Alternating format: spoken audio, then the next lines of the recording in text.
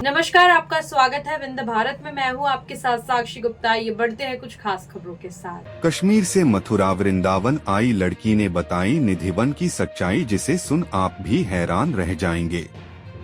आज हम बात कर रहे हैं उस लड़की के बारे में जो कश्मीर से भगवान श्री कृष्ण के दर्शन के लिए मथुरा आई और आधी रात निधिवन में जा पहुंची। फिर उसे रात को लगभग 2:30 बजे कुछ ऐसा दिखा जिसे देख वह फिर कभी वापस कश्मीर नहीं गई और वृंदावन में ही रह गई।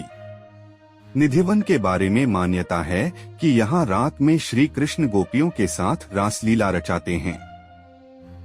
रात में निधिवन में प्रवेश करना पूरी तरह वर्जित रहता है। दिन में भक्त लोग जा सकते हैं, लेकिन शाम होते ही निधिवन को खाली करा दिया जाता है।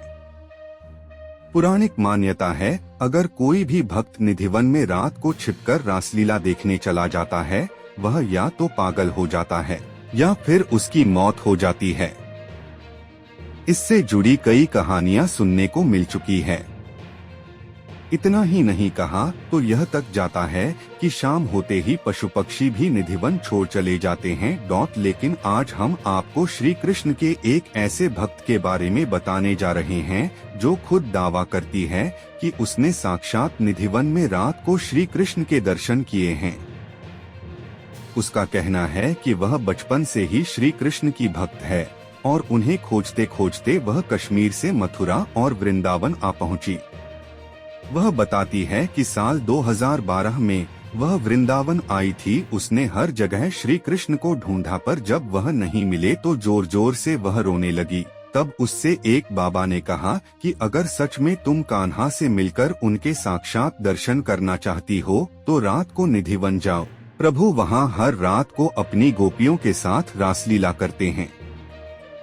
यह बात सुनकर वह भक्त खुश हो गई, जिसके बाद वह लड़की देर रात चुपके से निधिवन में पहुंची।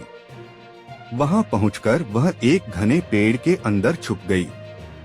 फिर जैसे जैसे बीती करीब 2:30 बजे उसे जो दिखा वह देखने के बाद वह बेहोश हो गई। उसने निधिवन के उस रात की आंखों देखी सच्चाई बताई। उसने दावा किया कि उस रात उसने साक्षात प्रभु श्री कृष्ण को देखा। उसने देखा कि निधिवन के सारे पेड़ खुद व खुद गोपियां बन गई। उन्हीं गोपियों के साथ श्री कृष्ण रासलीला कर रहे थे। इतना ही नहीं, वह यह भी दावा करती है कि श्री कृष्ण ने उससे भी बात की और उसे बोला कि मैं तो हमेशा तुम्हारे साथ हूँ। इस सब के बाद वह बेहोश हो गई। फिर जाकर वह हमेशा वृंदावन में रहने लगी और कान्हा से उसने विवाह कर लिया।